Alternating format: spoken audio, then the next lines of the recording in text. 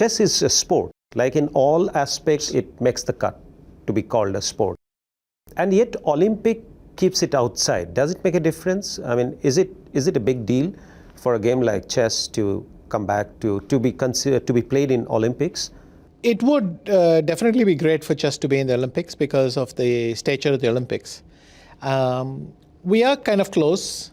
The World Chess Federation is working very closely with the IOC. Why is not there? What's the logic? There are multiple sports. I mean, they have different considerations to include a sport, but they get a lot of sports applying as well. Okay. But they have some criteria. For a while, the chaos in chess when we had two federations, we lost a lot of time. I think we had a good opportunity 20 years back. At that point in time, okay. But subsequently for the IOC as well, they have to decide how big the games can become, how much can expand and so on. So there are multiple criteria, but we're working closely with them. Hopefully soon we might be at least in the esports Olympics or perhaps even in the main Olympic. And the fact that we are in the Asian Games and have been in the other global events below the Olympics, that might be a platform to get into the Olympics. Right. And chess in India, right? I think it's a golden era for India. You're entering in the golden era because you see 37 years back, you single-handedly broke the Soviet wall. They had absolute dominance in world of chess, the undivided USSR. And after that, from the 90s onwards, it got fragmented. Then you came in. Now Carlsen is there. But I believe the current state where India is, I think about 13 players in the top 100. I think the last January ranking says there are 3 in the top 10.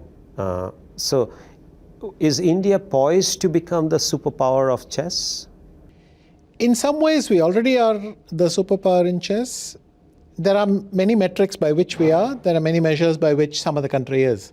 We are not dominant like the Soviet Union used to be. But if you take, for instance, the age of our top players, all are with me as an exception, all of them are, well, I think the oldest one is 21. And so they were not even born when we became the Grandmaster.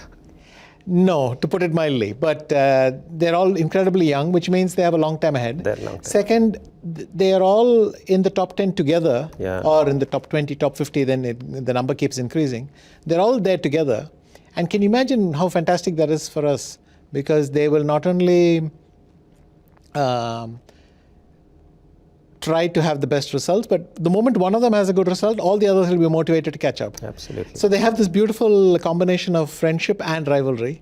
I think before WACA has come into being and you took charge of the young players, we always had Chennai, Tamil Nadu, has been a hub of chess champions for ages, right? I think 30 out of 85 grandmasters come from Tamil Nadu. That's right. Yeah. And that school, Velam. Velamal is a very interesting school. Spun off in its own, it would be one of the top countries in chess. 17 grandmasters from the school. So therefore, an ecosystem is there at play, right? Isn't it? Yeah. So I believe that willy-nilly an ecosystem to create champions is already existing in India in that school. A school giving 17 out of 85, almost 20% of the world of the grandmasters from that one school. So the prototype is already there, which I think Gopi Chand has created in badminton. I mean, we had Prakash Padukone after 3 decades. Gopi Chand became the All England champion, and now we have several players in the top 50. But in chess, we already have that in that school, Velampur. Yes, Velamal has obviously done some remarkable stuff as the school. When I wanted to start my academy, Westbridge came along and supported it. So, is there any particular reason that you have ever seen, just as an academic interest, that why Tamil Nadu had become? Is it because of this that old story of King Vasudeva, and you have a temple apparently in Tamil Nadu where Shivji is worshipped as god of chess. Obviously, one of the phenomenon is you, but the first international masters of India, Emmanuel, he was also from Tamil Nadu. So Tamil Nadu is you happen to be here possibly, but it had always have this legacy of chess. Chess was accepted culturally, which means parents don't hesitate to teach the youngsters how to play chess. In fact, they remember to do it.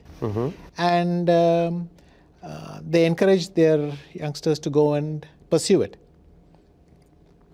Obviously, of all the people who learn the game, a small fraction, all that's fine. But the initial number is large enough.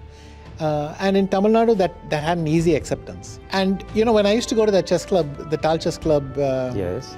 in my youth, when I was 9, 10 years old, 11 years old, I used to go there and play very often. These international masters would often visit.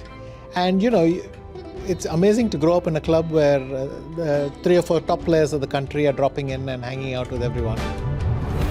Watch Radico presents Duologue with Barun Season 3. Streaming on News 9 Plus. Download the app now.